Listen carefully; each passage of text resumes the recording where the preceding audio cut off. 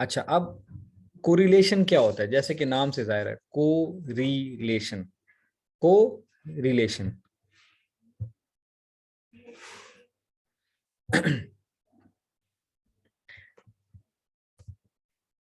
simply, what is it?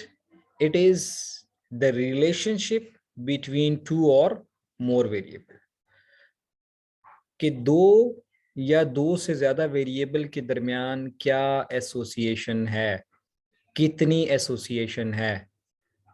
तो दो चीजें हम कोरिलेशन में पढ़ते हैं, याद रख लें, लिख लें अपने पास। एक हम देखते हैं स्ट्रेंथ ऑफ रिलेशनशिप।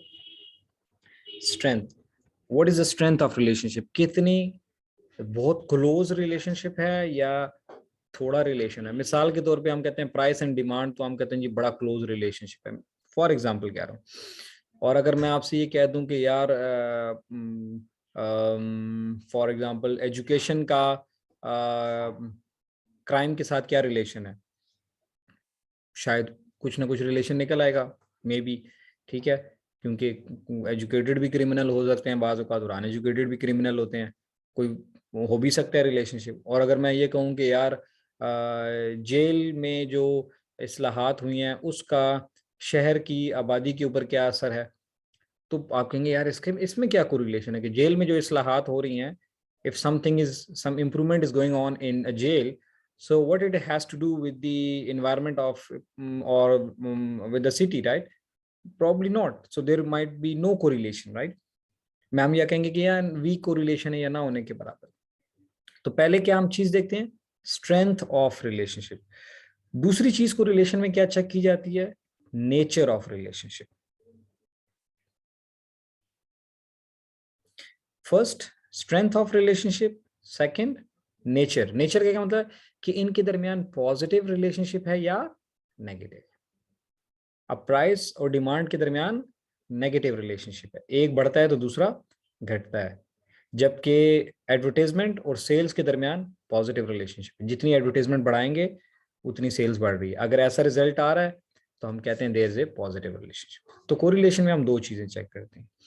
तीसरी चीज बिल्कुल भी चेक नहीं करते, जिसको कहते हैं कॉजेलिटी, नो कॉजल इफेक्ट। ये नहीं देखते कि किसकी वजह से क्या हो रहा है, ये अक्सर लोगों को कंफ्यूजन है।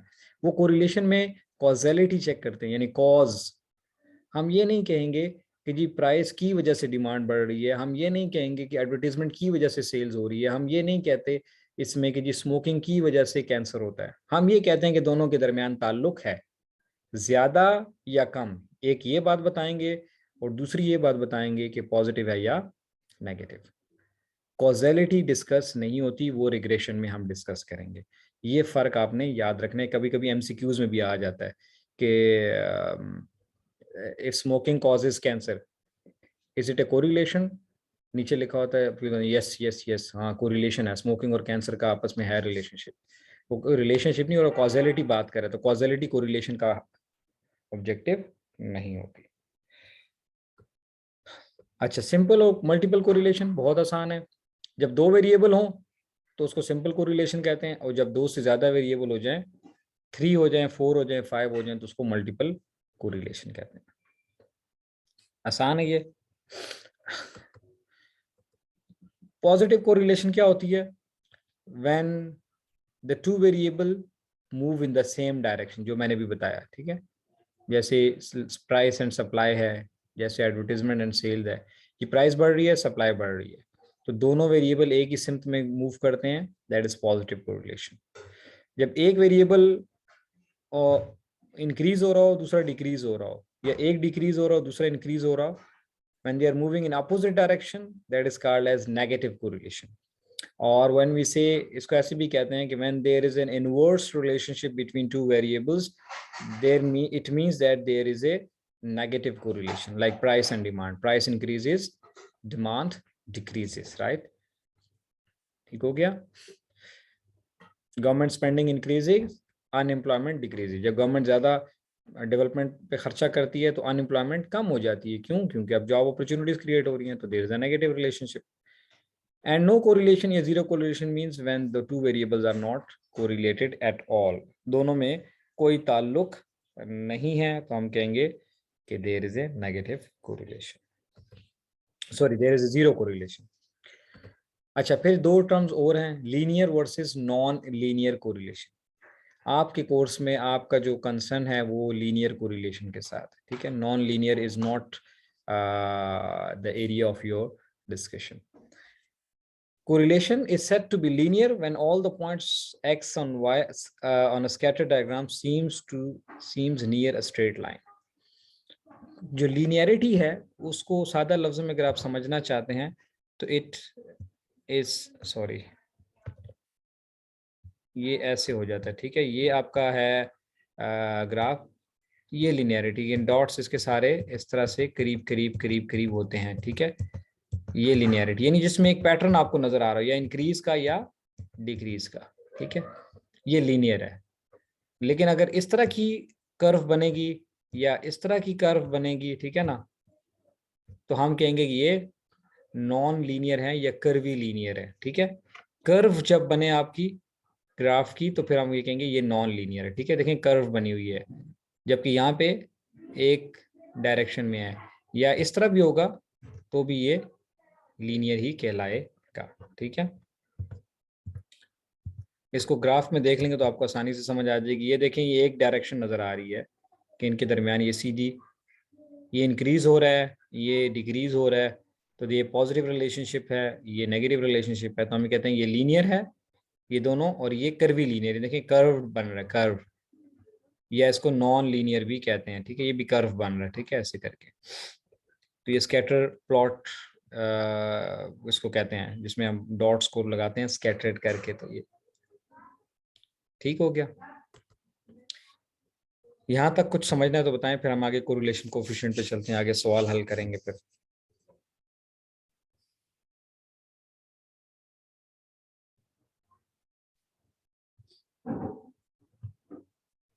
चलिए, क्लियर है, दैट्स गुड। या तो आप बहुत लायक हैं सारे, या मैं बहुत अच्छा पढ़ा रहा हूँ। चलें, ठीक है। लीनियर कोरिलेशन होमोस्किडास्टिसिटी को भी फिलहाल डिस्कस नहीं करते, कंफ्यूज हो जाएंगे, उसको छोड़ दें फिलहाल। वो हेटेरोस्किडास्टिसिटी और होमोस्किडास्टिसिटी को अभी फिलहाल अच्छा है। कर्वी लीनियर और नॉन लीनियर को आप समझ रहे हैं, बस ये काफी है, फिर आगे चलेंगे तो फिर हम देखेंगे उन चीजों को। अच्छा, पॉपुलेशन कोरिलेशन कोएफिशिएंट, आमतौर पे मैंने आपसे कहा था हम पॉपुलेशन स्टडी नहीं करते, हम सैंपल ही स्टडी करते हैं।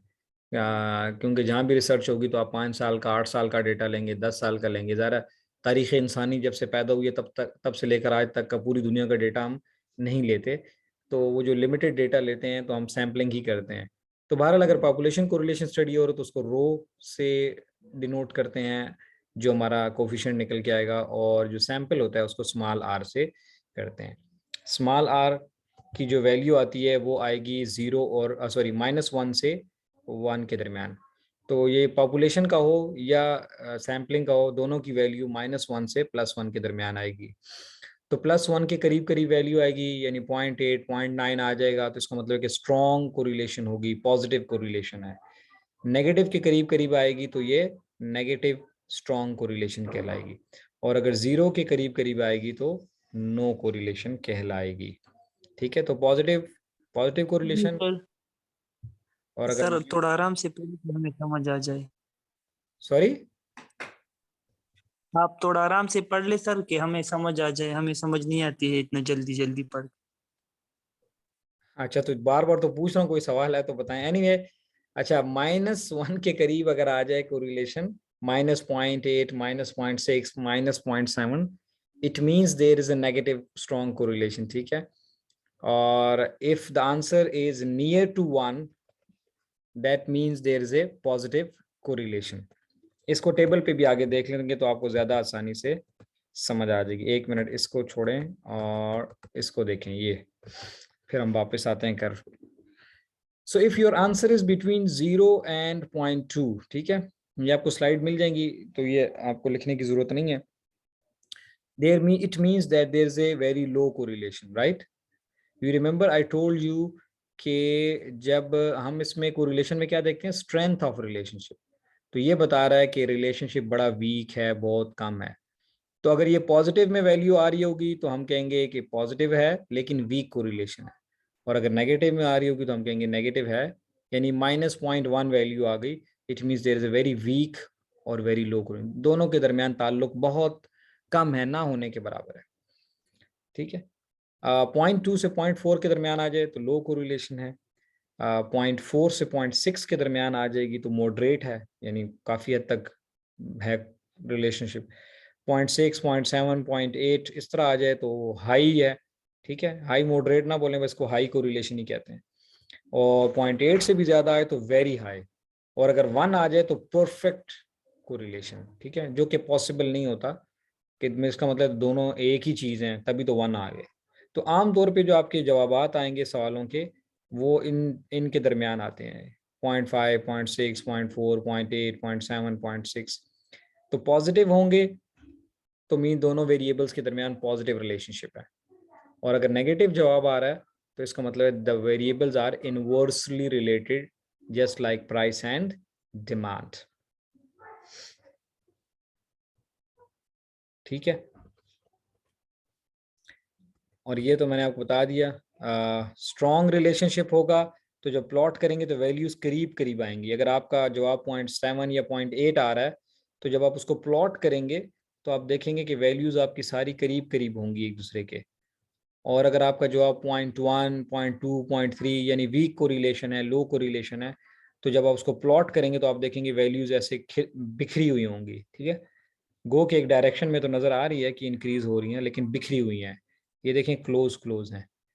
तो आपको स्कैटर प्लॉट से भी नजर पता लग जाता है कि वैल्यूज स्ट्रॉन्ग कोरिलेशन है या नहीं।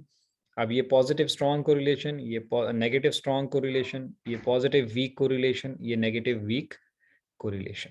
ठीक है, लिखना चाहें तो लिख लें, पॉजिटिव स्ट्रॉन्ग, नेगेटिव स्ट्रॉन्ग। ठीक है, क्योंकि ये इनवर्सली आपने देखा डिमांड कर वैसे ही होती है, नीचे की तरफ आ रही थी, तो नेगेटिव रिलेशनशिप।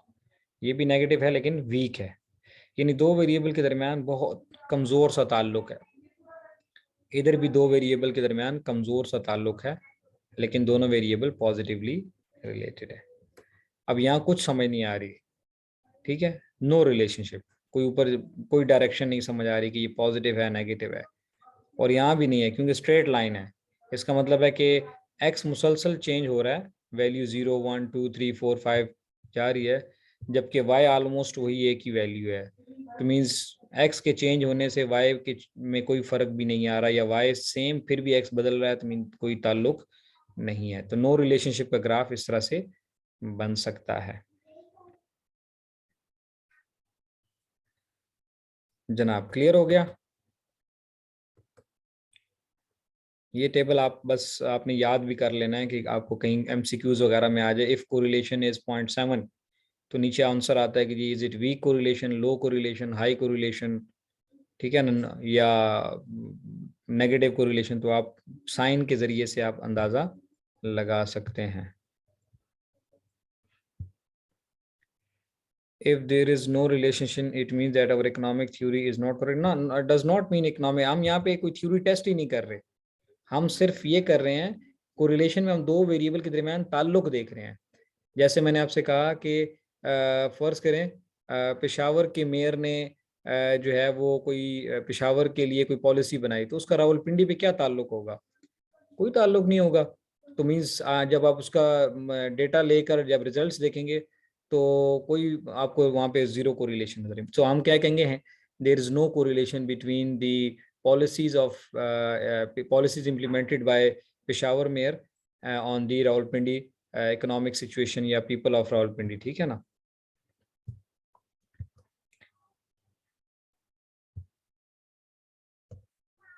स्ट्रॉन्ग कोरिलेशन की प्रैक्टिकल एग्जांपल है ना मेरे भाई, आप प्राइस और डिमांड को देख लें, आप प्राइस और सप्लाई को देख लें, आप एडवर्टीजमेंट और उसको देख लें, सेल्स को देख लें।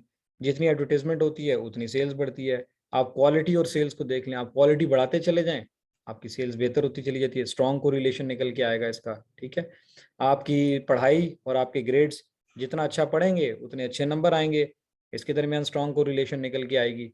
तो बेशुमार है दुनिया में, लाखों एग्जांपल्स हैं। ठीक है,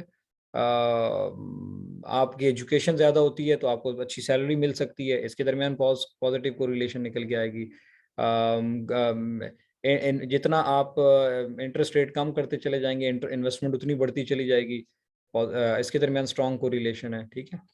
तो बहुत सारी चीज़ों के दरमियान स्ट्रॉन्ग कोरिलेशन हो सकती है। ये तो बहरहाल फिर भी डेटा कलेक्ट करेंगे तो पता चलेगा कि एक्चुअली इसके दरमियान कोरिलेशन आ रही है या नहीं।